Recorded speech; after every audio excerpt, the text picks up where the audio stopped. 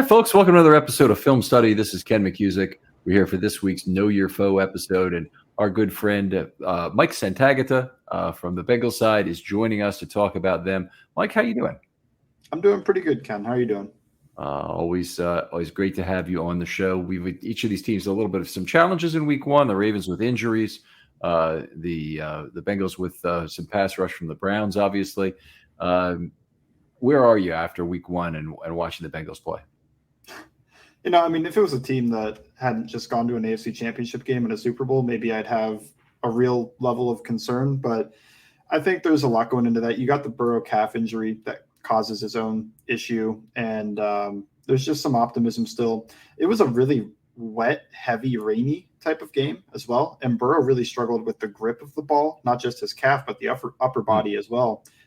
Went to a glove at some point, just entirely inaccurate. I think when I looked at his completion percentage over expected, it ended up negative 18.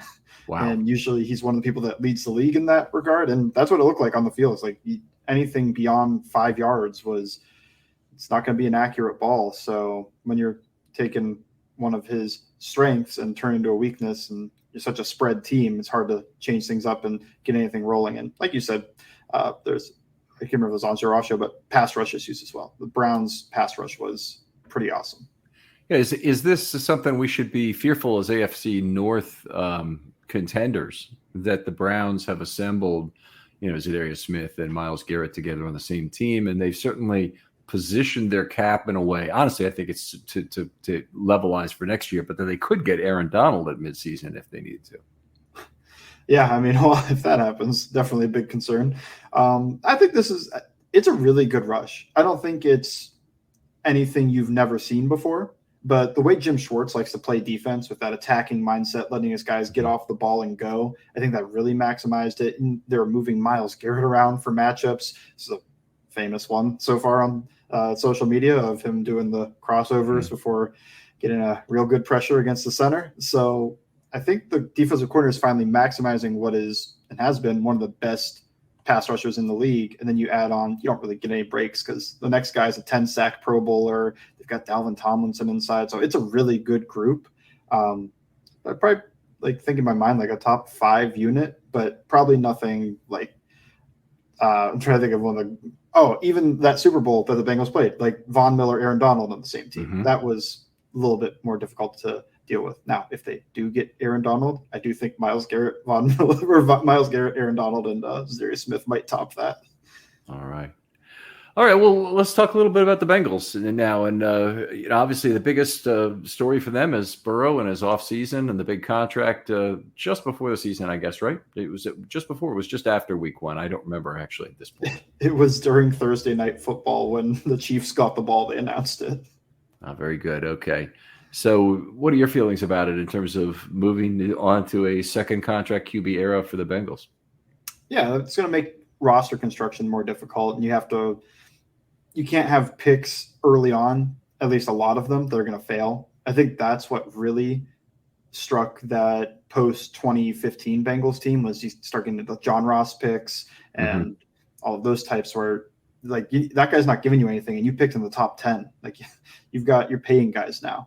And they're about to pay Jamar Chase pretty soon, and we'll see about T. Higgins, and they've paid both linebackers. So the cap is going to squeeze. They can no longer they weren't spending much on offense, and now that's changing, and they were spending a ton on defense. And now, really, to me, it feels like you have to be able to hit some picks on the defensive side of the ball so that you can get cheaper there. Because they basically constructed that defense over the past about 3 years ago, 2-3 years ago, they constructed it through free agency. They brought in DJ Reader and Chidobe Awuzie and Hendrickson, right? Yep, Hendrickson. So probably their 3 best players on the defensive side of the ball. And then even Von Bell and BJ Hill was an acquisition. So almost over half the starters were not home grip. Mike Hilton. Oh man, just pick a guy and you've got probably a better 50% chance to see that guy was a free agency acquisition. Now, is it this offseason they re-signed Logan Wilson? Yeah, they re-signed both Wilson and Pratt this offseason. Okay, so those are 2 guys. I really love Wilson in terms of what he's done against the Ravens, which means I hate him. He's been a monstrous coverage linebacker in terms of what he can give you there. Pratt, I guess more of a run stuffer, but Wilson is really the guy I think who's special. I wonder why. It's not like the Ravens haven't done this essentially with a huge cap cost with Patrick Queen and a big salary now being paid to Roquan Smith. But how do you feel about paying two linebackers at the same time? When you look at it as their linebacker room costs so much, I think they both came a little under what I was expecting because, actually, a lot of the linebackers came in under expectations with David Long and Azeez Al-Shaair, just a lot of guys around like where I think of where Pratt belongs. They all signed like that $4 million a year type of deal. And Wilson, I thought he could push for Tremaine Edmonds money if he really tested the market. Somebody might have given that to him, but he stays home for, I think it was less than half of that. So I think it's, when you look at positional value and the way people treat linebackers when it comes to that, maybe you don't think it's the optimal way to construct a defense, but you got two homegrown talents. Both have played fairly well. Wilson's case, probably a little better overall. But they earned their contracts. And if you look at just the linebacker room, I don't think it's an outrageous amount to pay for a starting linebacker duo. Okay. All right. Very good. The one thing I've always preached in the past is that I like platooning at one of the linebacker spots, not only because you have to pay that 3-down unicorn a lot of money, as is the case with Wilson, but because the three guys you can get, or sometimes two guys or three guys you get to replace them. Maybe you have a good run defender, a good pass rusher, and then you have a coverage guy that you trust. And usually a dime back is the way that can be done most cheaply. You can get those three guys for a fraction of the cost of the one linebacker. And they also protect you from injury in a way because they're all specialists, and the specialists actually can be replaced pretty easily in season. But anyway, the Ravens are probably going to move on from Patrick Queen. The contract talks have broken down there, despite the fact that he's played very well now for a season and a game. I'm not broken up honestly about that, and I kind of wondered how you felt about the fact that Bengals signed both of their guys. Yeah, it's just if you can get Queen for I guess like $4 million or under a year, I mean, I kind of look at that like it's almost a rookie deal. I think Queen is probably looking at $15 million per year. Oh well, yeah, so that ain't happening. The franchise tag is out of the question for next year, and it'll be between 10 and 15 million per year anyway. And Roquan is at 20, so they're really paying it at inside linebacker. It's definitely very questionable what the Ravens have done to expend all that money at the position. All right, long run cap situation for the Bengals. I think we basically covered with the things, and you should be very pragmatic about it. That it's going to be, all contract expenditures going to have to be watched very closely. Yeah, pretty much. It's why I think there's been so much talk about, can you pay two wide receivers and your quarterback type of situation, because you're now that's a lot of money going into those places, even if the cap's going to raise over time. I mean, they did play Orlando Brown this offseason a pretty significant amount of money as well, right?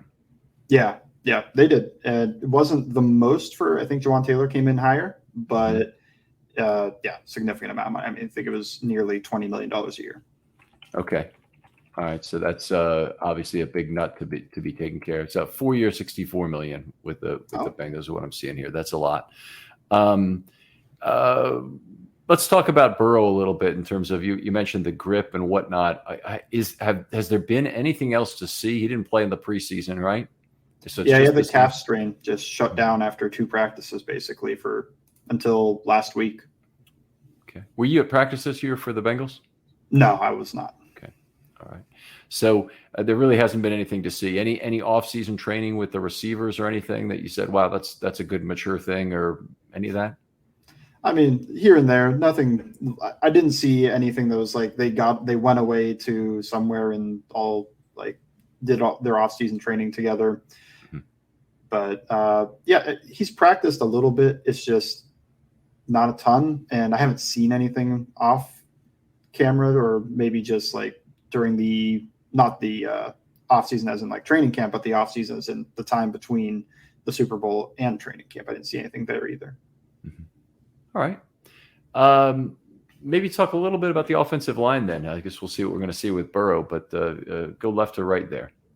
Okay, Orlando Brown, very familiar. Hopefully, my report of him in my mind passes what the Ravens think, because I think he's largely a similar player.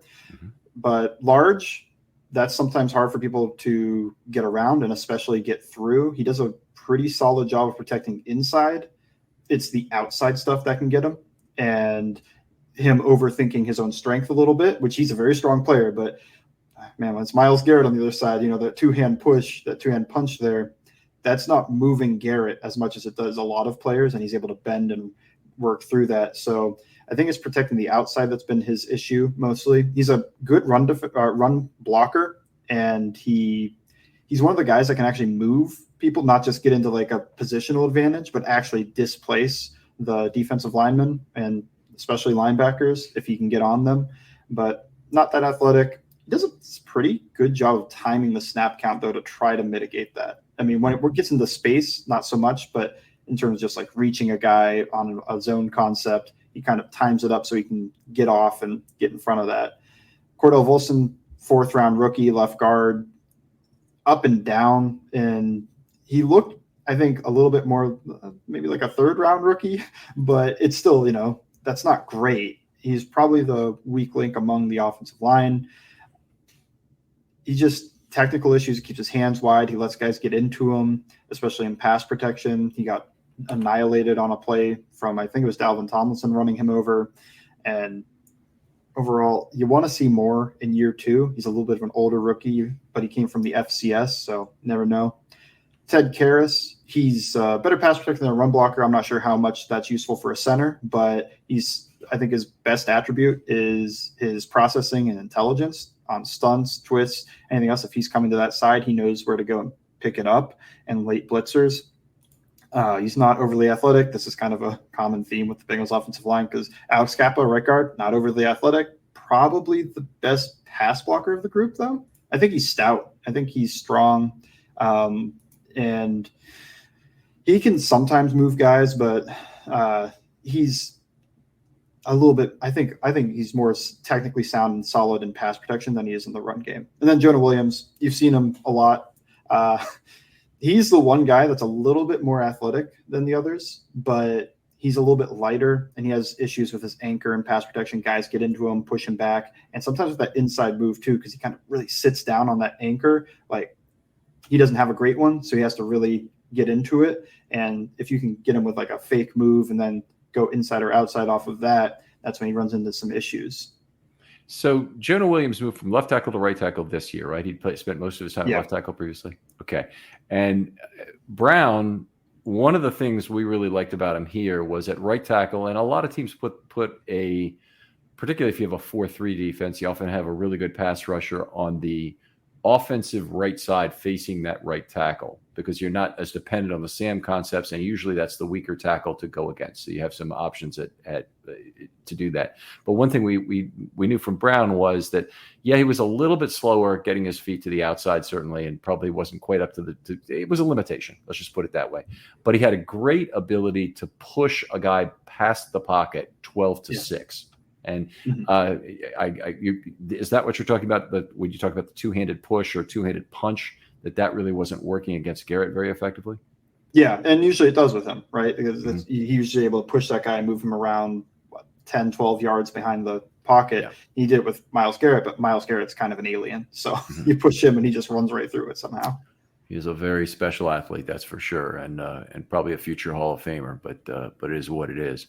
Let's move on and talk about the wide receivers a little bit. And obviously, this is the scariest group to the Ravens, I think, from past encounters. Talk through who they've got active now and what the bench even looks like.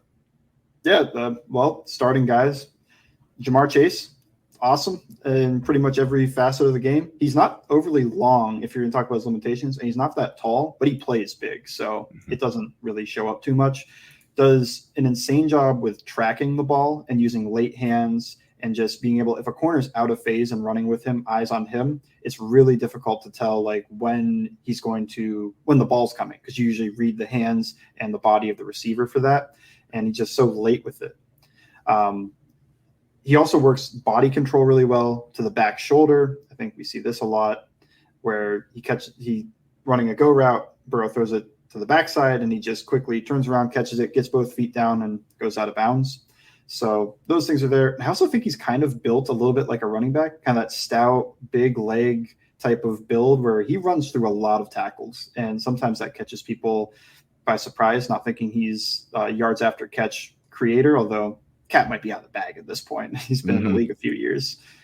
T. Higgins on the other side, the other outside receiver, big, tall, long. He's kind of your prototypical X receiver build where if you're going to build a guy in a lab, it's built like him.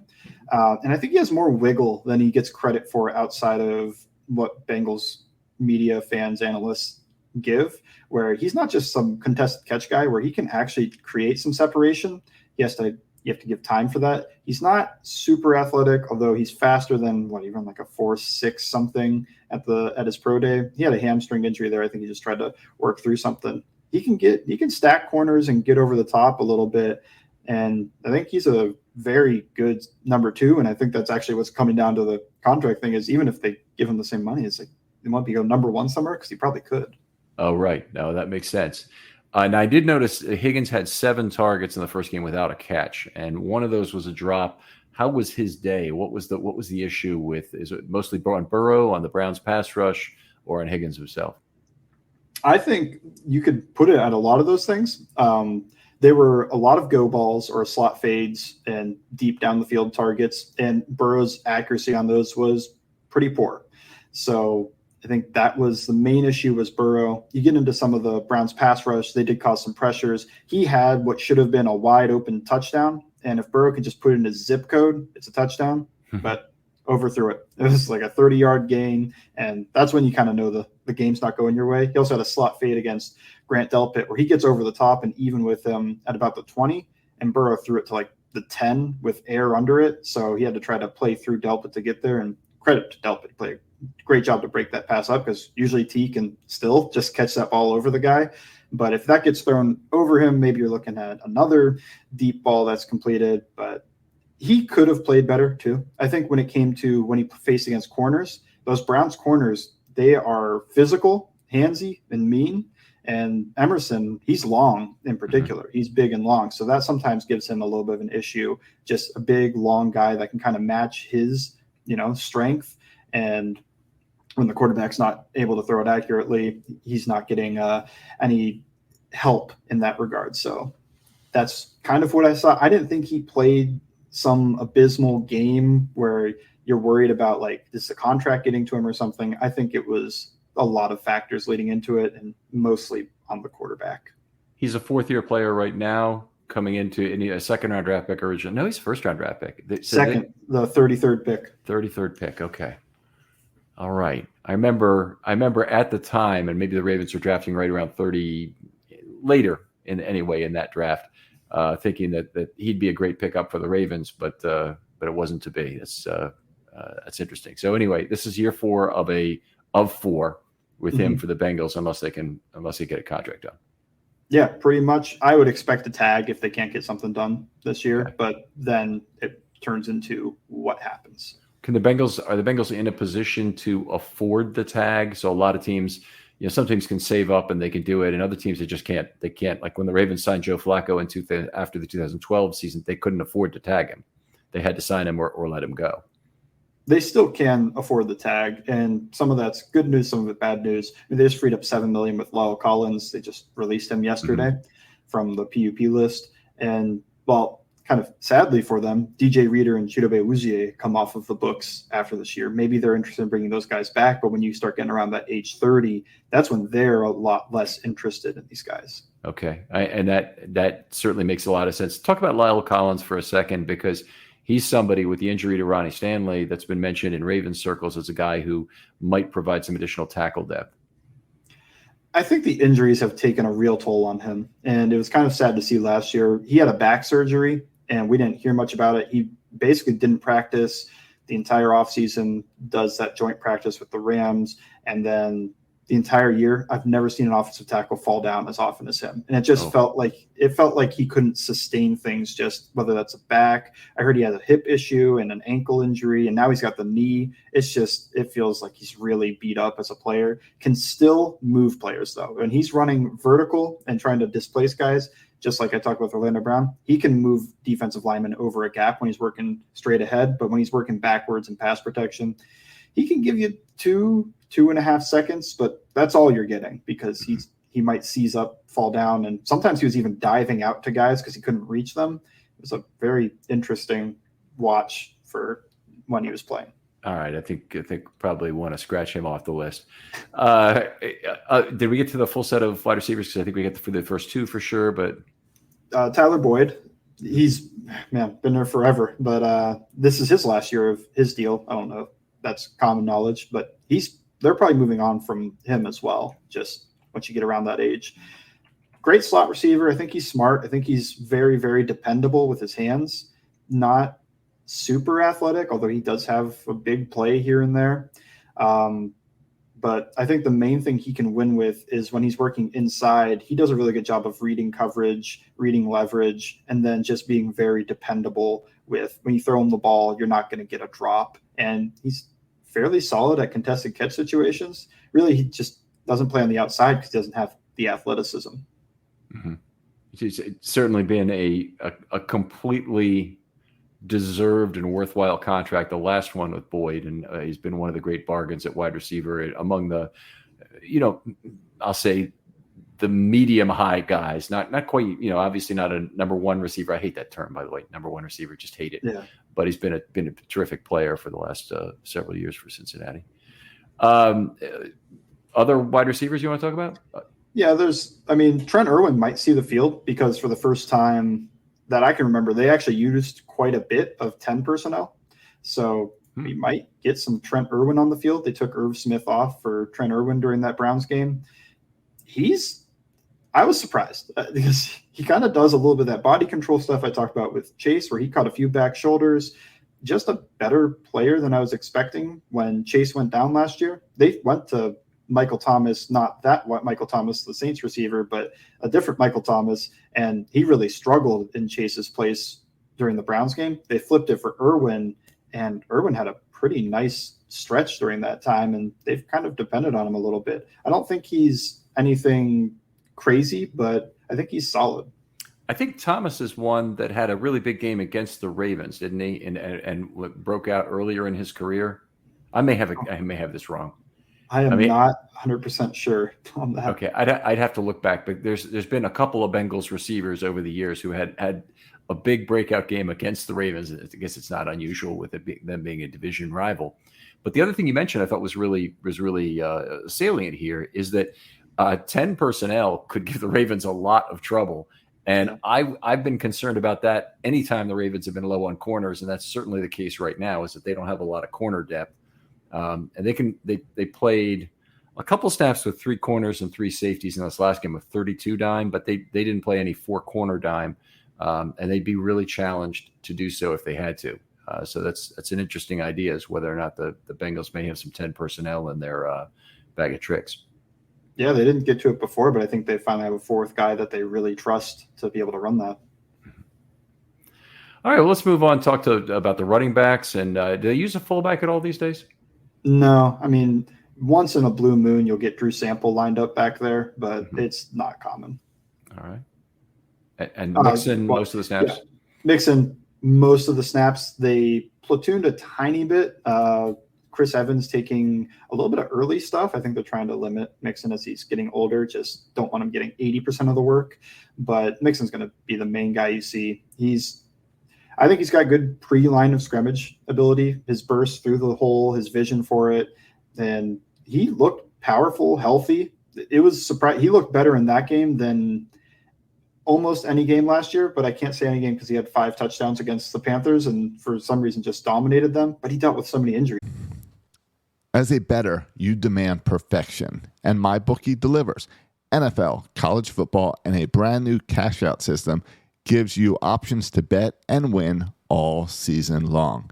If the first 2 legs of your parlay hit, Cash out early and use those funds for another bet, or let it all ride for a chance at an even bigger payday.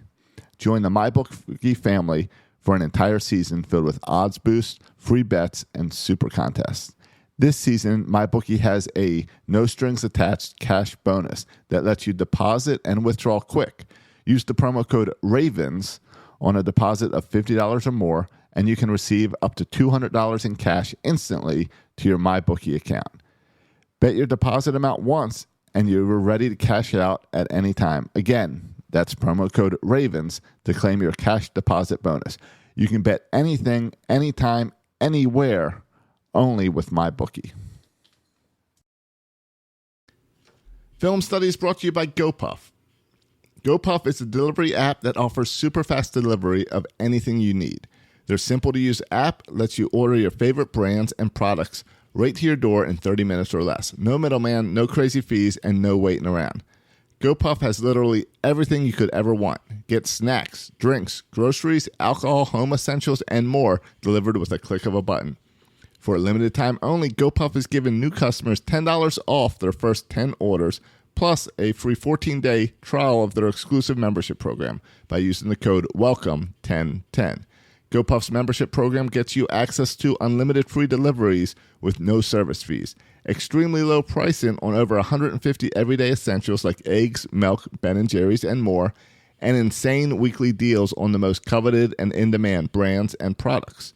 So download the GoPuff app or visit gopuff.com and use the code WELCOME1010 today. Last year from week 1 on. So if he's going to be healthy, I think he's a good back. Talk about Chris Evans. He was more of a receiving back, but he's not trusting pass protection because he's small. He had so many issues before of anytime he got a called run concept, he was bouncing it and he was going to go try to make a play in space. But he finally is sticking to the hole and working through the offensive line through the middle. So they have felt confident enough that they made Chase Brown, their draft pick, the inactive player, and they use Chris Evans and Travion Williams instead. I think he could be lightning in a bottle, but we've never seen it. He's very athletic, but it hasn't translated to the regular season yet. And then Travion Williams, they pretty much use as a pass protecting back. He's probably about the same size as Mixon. Mixon's a big back, but he's got a good feel and processing for the pass rush and being able to be the pass protecting back. All right. Very good. Now, we haven't talked about the tight ends yet, and maybe talk about them and a little bit of their, what they like to do personnel wise in terms of 11 versus 12 or even some 13 looks. Yeah, you've got Irv Smith, just came over from Minnesota. That's their tight end of the year, as they keep doing. I think Irv's interesting as a tight end because he's only 6'2", so he's about the same height as Tyler Boyd, and he's not very big either. But he's a pretty good mover, and we'll see. He didn't block particularly well in week 1, but that's almost a little bit expected when you're small and not long like that. There's been some hype about him possibly, being the best, receiving tight end Burrow has worked with, but he's been so injured, and we'll see what he looks like as the season goes. He wasn't particularly impressive in week 1, but I do think he can move pretty well. Other tight ends, you got Drew Sample. He's a blocking tight end for the most part. If he gets the ball, him and Wilcox both, Mitchell Wilcox, the third tight end, both blocking tight ends. And they even though Drew Sample tested, I think, in like the 95th percentile at the combine, that did not translate to the field. He just looks a little clumsy out there. And Mitch Wilcox, a little similar. His one big catch came last year against the Dolphins, and when he caught it, there's nobody around him, and you see him just like looking left, right, behind him, like, am I really in open space? And just trying to gun it because he's not used to that. They personnel-wise, they're mainly an 11 team. They have been mainly an 11 personnel team as long as Zach Taylor has been there. They dabble in some 12 personnel. Last year, they got into some 12 personnel with the 6 offensive linemen to basically make a big 13 set. This year, I've seen the 12 and I've seen the 11, but like I said, that 10 personnel started coming out, and I was like, they didn't run that before. So I think I'm figuring out what I'm seeing here now, because I'm noticing they had 55 total tight end snaps in 56 snaps. So right there, that tells me they're not playing a lot of 12, but if they played some 10, that's how you could play some 12, is because you could have an extra tight end from those plays. Okay. And it wasn't a lot of 12. I just saw it. They fell behind. So they're not trying. That's usually when they're in 4-minute offense grinding out the clock situations. Okay. So they had a balanced amount of 12 and 10 from what I'm hearing. They probably didn't do 13 during the game. No, I don't believe they did. All right. I've always thought of them as being a very committed 11 team, but wait, why was Hayden Hurst? Hayden Hurst played for last year with the Bengals, right? Yeah. Just contract was up and let him go, or what was the? I think they offered him something, but the Panthers offered him a lot more money, and that's basically what it came to. Him and Von Bell. I think they wanted to keep both, especially Bell, but the Panthers came and they wanted a piece of the Bengals because they've been a good team. People are going to want pieces, even if I think Hayden Hurst was solid in his role last year, but got it. He had a good week 1. I saw he had 60 yards and a touchdown, so good for him. All right. Any other common plays or formations or concepts you want to talk about that the Bengals like to run? Maybe it's from last year at this point, or maybe it's from what you saw in week 1. When they get single high, they love throwing go balls on the sideline because you have T. Higgins and Jamar Chase. And they ran that a ton because Jim Schwartz, credit to him, was not afraid. He wasn't trying to sit back and, some deep Tampa 2 or 2-man or anything like that. He played single high man coverage and trusted his corners and his pass rush to win, and it worked. But if they get single high, they'll try to throw those down the field. It seemed to me they're a spread team. They don't like keeping those wide receivers close splits. Once in a while they do each game, but they don't really ask those wide receivers to block linebackers, dig out safeties all that often. So when it comes to what they do against, too high looks, which I'm expecting more of against the Ravens than I did with the Browns, they work a little bit of that intermediate middle of the field. They'll try to get some rub concepts, just a whole bunch of grab bag stuff there, and just that spread kind of work underneath because too high safeties, you're taking a guy from underneath, putting him deep, so now there's a little bit more of a hole in that zone. Or even for the man coverage, there's not a middle of the field defender. So that's what I would expect them to run more than the single high edition of their offense, but they kind of change it up based on what the opponent is doing.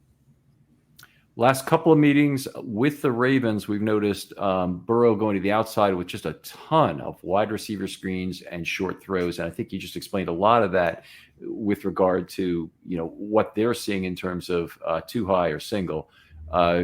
Is that your opinion of what happened in Week 18 and that playoff game? Yeah, I even remember it in the first matchup too. I remember quite a few early on, and they kind of went at Marcus Peters thinking like, Peters isn't a good tackler, and he showed up for that game. I was like, man, I kind of agree with that thought process, but Peters he got up and ready for that one. They when they see the too high, and especially if they see pressure, they throw screens. They try to get that ball out quick, kind of protect the offensive line a little bit, especially with those later 2 matchups because they're already missing 2. And then Jonah Williams went down during the 3rd matchup. So they're trying to protect those guys a little bit with quick passes, but it is also, let's get the ball to Jamar Chase in space and try to see if he can work something. They like that flat screen. Sometimes they ran it once against Cleveland with the tight end just going straight out, throwing the ball, both wide receivers trying to just take the corner, block them, and pick up some cheap yards that way. There was actually a really interesting thing that happened with Josh Bynes played for both. This is an anecdote from like 2 years ago, but so he knew Burrow's audible to the flat screen. It was kind of the discount double check thing Rodgers does because the Packers do it a lot. And Burrow does that. And then you see Bynes communicate like, hey, it's coming. And then they ran a fake flat screen. I was just like the chess match there for a touchdown. That was really cool. But they do run quite a few screens, especially when defenses are playing deep and giving access to those. All right. Well, in some ways, I think I'd be really happy not to see the Ravens corners tested deep in this game. Stevens had a pretty good tackling game, played pretty well downhill. So did Darby, particularly against the run. Those are the guys going to be on the outside for the Ravens. So it's not an imposing group by any stretch. But I think you might be doing those guys a little bit of a favor to throw short if the Ravens show too high in those situations. Yeah. Although I mean, the Bengals, they have to test them eventually. I feel like you have that matchup just, even if it is too high, let's try to work something that can occupy that safety to just get that one-on-one. Right. All right. Let's flip over the defense here. Talk a little bit about the most common pass defense looks. What they do maybe typically. Ravens don't really play a lot of 21, not much anyway. They played some 12 in this first game. They did have Ricard on the field a fair amount, but most of that was as an inline guy, or a lot of it was. How do they most commonly line up in terms of nickel versus 11, obviously, but how otherwise do they line up versus 12, say? Yeah, against the Ravens, it's interesting. They'll play the same nickel versus everybody as 4 down, 2 linebackers. Sometimes they change it up and throw in. Actually, last year they took Pratt off the field once in a while for Akeem Davis-Gaither just because he's very, very athletic. But they didn't do that so much last week. When it comes to 11, they pretty much that 4 down 2. And then Dax Hill has made an interesting piece, though, because he was such a good slot defender at Michigan. And they it was just one play against Cleveland, but they went dime and they put Dax Hill in the slot, and they moved Mike Hilton actually back to one of the safety positions. And he ended up playing underneath zone while everybody else played man. But I thought that was really interesting. The Browns also played some sets like 0-1 personnel, and the Bengals responded with dime looks. So I haven't seen too much dime from them, but this past week I saw more than I'm used to. And some of that is also, I think, Chidobe Awuzie coming off of that knee injury. That they didn't get to 3 safety sets, which is what their normal dime package would be. They just maybe think of that as like big nickel, that's regular dime. Yep. Yeah. Big dime, maybe some people think of just because safety instead of corner, but DB. They got to those last year with 3 safeties, but this year it feels like they're bringing DJ Turner on for their dime looks rather than bringing in a 3rd safety. But against nickel or against 11 personnel, they go nickel almost all the time. Even against base, against normal teams, they go nickel a lot. But against the Ravens, they've almost always responded as their base being a 4 down 3 linebacker, which isn't their normal base. Normally they play a bare front 3-4, but something about mobile quarterbacks. They did it against Atlanta with Mariota as well. They like to have more guys flowing at the second level than they want guys up front and trying to control those gaps. And so that would be Davis-Gaither as the 3rd linebacker again with Pratt and Wilson. Yeah.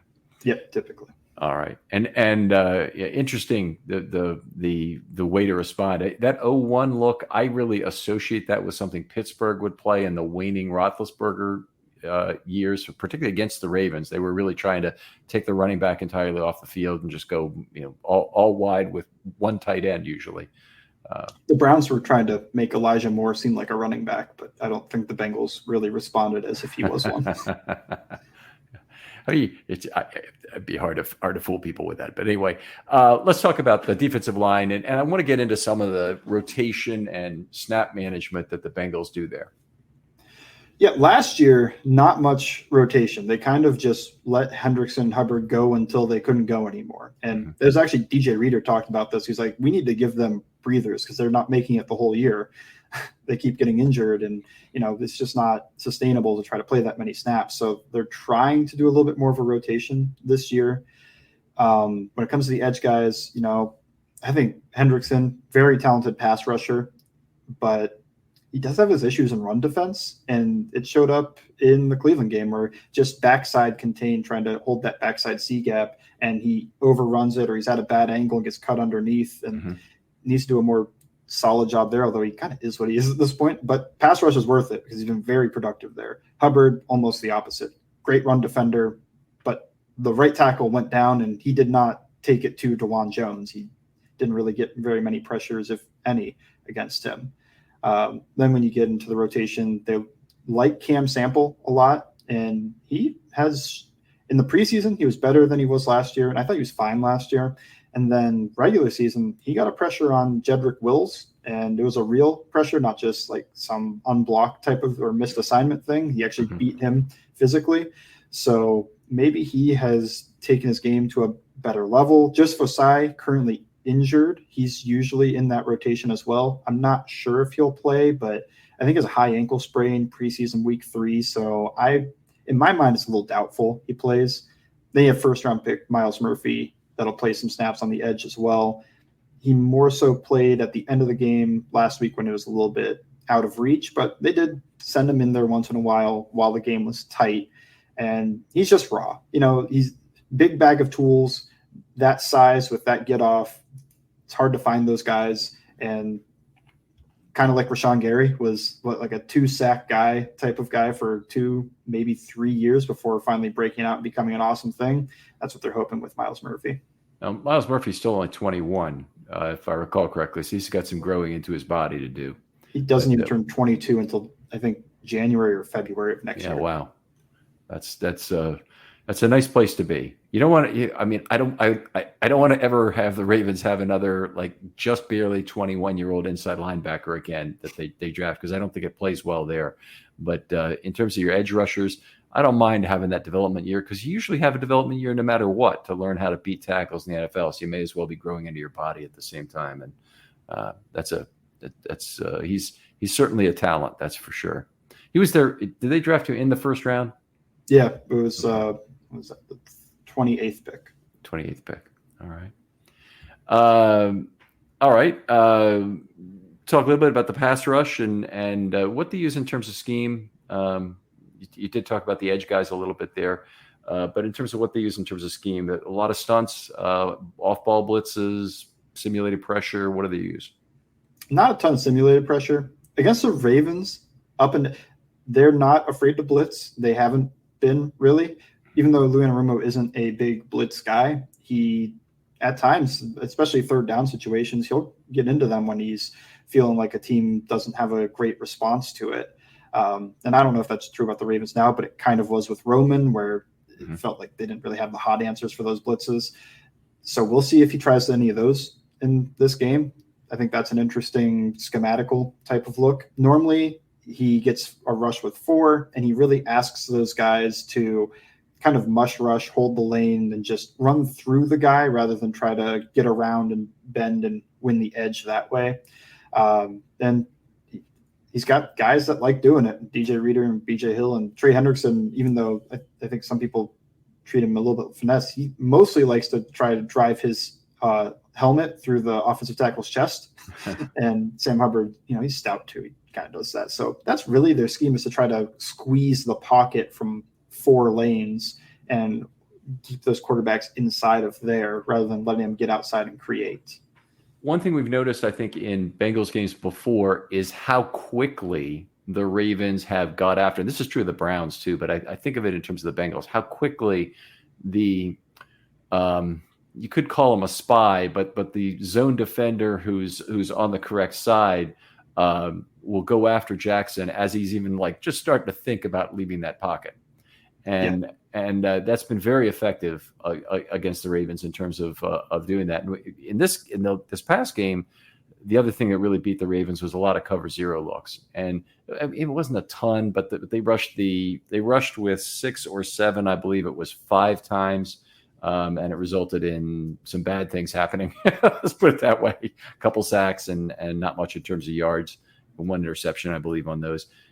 Is that something you see at all often from the Bengals in terms of seeing an odd man blitz from level 2, kind of frequency of maybe 5+ man rushes? So I think in a lot of situations that happens maybe 3 times a game, but I do think at the Ravens, I just don't think Lou Anarumo has treated it the same way. And some of that is also the mobile quarterback and getting more guys after him, where I think some people are scared to do that because then you have nobody behind. But if you trust your guys to be able to actually contain him and get him, then it works a little bit better. I think it'll depend on the situations. Football is very situational, but 3rd and long situations, if there's a few of those, I don't think he's going to be scared about sending 6+, especially if the Ravens had issues with it last week. So I don't know, I maybe expect 5-6 of them this week, but that's maybe a little bit on the higher end. Well, it's just so interesting with Todd Monken being a completely different offense. So if they start getting gashed on those, does it change? But I think it'll be part of the game plan, even if normally Luanamaroa isn't the biggest blitz proponent. Okay. Let's go through and talk about that secondary, because I don't think we've hit on them at all yet, but talk through who they have. Chidobe Awuzie coming off of the knee injury. He was a real bargain his first year and halfway through the second year. I think they signed him. Well, it's hard to remember because he didn't play for them, but Trey Waynes was signed for more money as if he was going to be the best corner on the team. And then Awuzie stepped in. And you started getting camp reports about Awuzie is playing really well against Jamar Chase, and people took that as, oh, Jamar Chase might not be what we think he is. But I think it was actually, Awuzie kind of iron sharpen iron there. He's actually a pretty solid player when he gets good safety help behind him, which I'm not sure he got in Dallas too often. He's very athletic. I think when it comes to guys he has issues with, it feels more like those A.J. Browns that can work over the middle and are big, physical, and strong. When it comes to guys that are really good movers, he kind of keeps up with them. We'll see if that stays with the knee injury, but he's not the biggest guy, but he's very athletic, or at least was. I still think he looked athletic in the Browns game, but it's small sample size, and they didn't put him on Marquise Goodwin very often, which would be the Browns' 4-2 guy. They put him on Cooper once in a while and Elijah Moore more often. Then on the other side, you kind of have Cam Taylor-Britt, big physical corner to kind of match with that.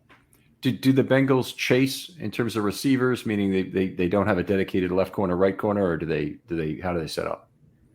More so than not, Chidobe Awuzie is on the defensive right, and Cam Taylor-Britt would be on the defensive left. Okay. They don't chase very often or shadow, but if it's a really good player, sometimes they will, or if there's an injury type of situation. Zay Flowers was the Ravens, breakout star in week one. They targeted him 10 times. There was a lot of stuff behind the line of scrimmage, a lot of gadget plays.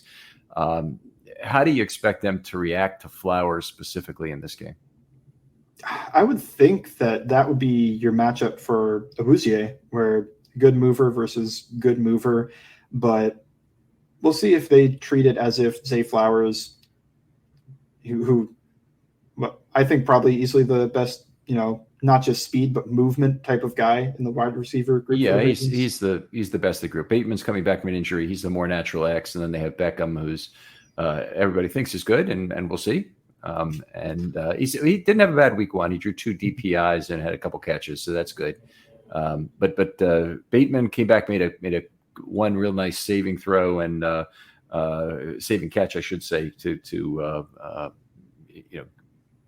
bail Lamar out of a potential interception early on. But Flowers is all over the field. He caused 4 missed tackles in this game, which was up towards the league lead in that category in week one. Yeah, I would think. I don't know if they're going to really follow him or do anything there. It'll probably more depend on their alignment. And Mike Hilton, always the nickel corner. They don't move him outside. So if they want to get that matchup, they probably can work it. That's kind of what the Chiefs did last AFC Championship game. Was they wanted Marquez Valdez-Scantling because he's big and fast on Mike Hilton, who's a little bit shorter and slower. So they kept working him from the slot and working him down the field. So there are ways to get after some of these corners if you think you have a mismatch like that. All right. Outstanding. How about one player you think matches up well against the Ravens? And what maybe one on each side of the ball? Okay. Well, I'm going to go Trey Hendrickson, partially because I heard the Ronnie Stanley news. Yeah. Sadly. But he's also played them pretty well. Very well. Yeah. Against Villanueva, against Stanley, against whoever's out there. He seems to have a good game against the Ravens. I guess I could have said Hubbard too, but just because he's been there longer. He's had some good games, and then obviously in the playoffs he had that very long run. But I'll go with Trey Hendrickson on the defensive side. On the offensive side, it feels like the easy answer is Jamar Chase. They're probably going to try to feed him, and the Ravens have a cornerback issue right now with injuries. So I think those are the 2 players on the Bengals side of the ball that match up pretty well. Okay. It'll be interesting. I think the Ravens may play more cover 2, which should give an opportunity to play Chase over the top and hopefully contain him. I mean, I would expect him to get a lot of targets in this game, but I guess we'll see.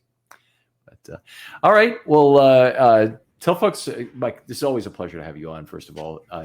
Incredibly knowledgeable Bengals blogger and analyst, and really appreciate having it. Do you take any offense to the term blogger? I've never really liked it personally. I like analyst better, but I know blogger is what we get called a lot.